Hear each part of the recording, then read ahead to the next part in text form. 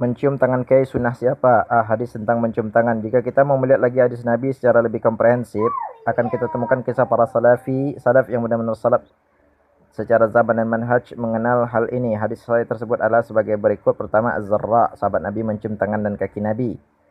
Anis Zarra al-Abdi wa kana fi wafdi 'inda al-Qais qala lamma qaddimna al-Madinah faja'alna tubadiru min rajulina sampai akhir. Dari Az-Zarra al-Abidi, dia termasuk utusan Abu Dul Qais. Ketika kami sampai ke Madinah, kami bergegas turun dari kendaraan, kami lalu mencium tangan dan kaki Nabi Muhammad. Al-Hadis. Kedua, Abdullah bin Umar dan beberapa sahabat Nabi. An Abdurrahman bin Abdi Layla an Abdullah bin Umar haddatsatu annahu kana fi sarriyatin min saraya Rasulullah sallallahu alaihi wasallam qala fa hasanatu hasyah sampai akhir. Bahwasanya Abdullah bin Umar bercerita kalau ia pernah berada suatu rombongan pasukan pengintai syariah Rasul. Kemudian pasukan melarikan diri dan saya termasuk di antaranya. Ibnu berkata kami kemudian mendekati Nabi dan mencium tangannya. Nabi merespon dengan mengatakan, saya adalah bagian dari umat muslim. Ketika Yahudi mencium tangan dan kaki Nabi, qala Yahudi liswabi idhab bina ila Nabi faqala yadahu wa rajalahu qala yuridu. Seorang Yahudi berkata kepada temannya, ajalah kami kepada Nabi ini. Lalu ia berkata, kedua orang itu lalu mencium tangan Nabi seraya berkata, kami bersaksi bahwa engkau adalah utusan Allah Subhanahu wa taala. B. Mencium tangan orang alim. Ternyata kebiasaan mencium tangan juga dilakukan oleh para salaf terhadap ulama. Sebagai nama berikut. Pertama, Zaid bin Sabit mencium tangan Ibnu Abbas.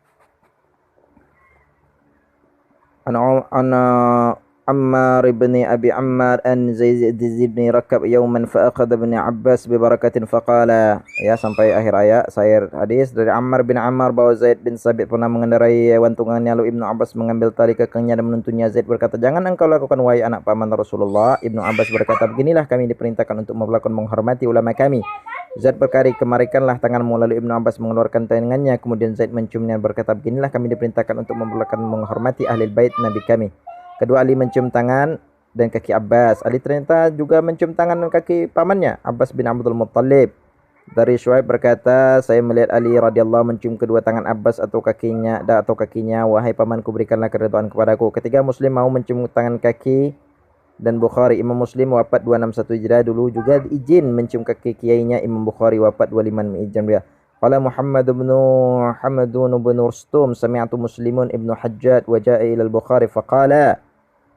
Muhammad bin Hamdan berkata, saya mendengar Imam Muslim saat bertandang ke Imam Bukhari berkata, biarkanlah saya mencium kedua kakimu wahai gurunya para guru, tuannya para muhaddis dan dokternya hadis dalam mengetahui illatnya. Kitab Az-Zahabi Syiar A'lam Nubuwah halaman jilid 10 halaman 100. Jika dirasa kurang, Utsaimin wafat 1421 Hijrah menjelaskan, al-muhimma anna hadzaini rajulaini qabalana yadal Nabi sallallahu alaihi wasallam wa rijlihi fa aqrahuma ala dzalika wa fi hadza jawazu taqbilul yadi war rajuli lil insani al-kabir asy-syarif wal alam. Dua orang itu tamu Nabi memang telah mencium kaki Nabi. Nabi mengakuinya tanpa mengingkari, maka hukumnya boleh mencium tangan dan kaki seorang karena kemuliaannya, sebagaimana mencium mencium tangan dan kaki bapak maupun ibu karena memang hak mereka. Inilah bentuk dari sikap tawadhu. Utsaimin dalam Syarah Riyadhus Shalihin halaman 4 jilid 4 halaman 451. Jadi mencium tangan orang yang dihormati bukanlah hal yang baru. Para sahabat, para ulama sudah biasa melakukannya. Kalau ada ustaz tak mau dicium tangannya, itu pilihan, tapi tak harus menjadikan orang lain berbeda dan dianggap salah.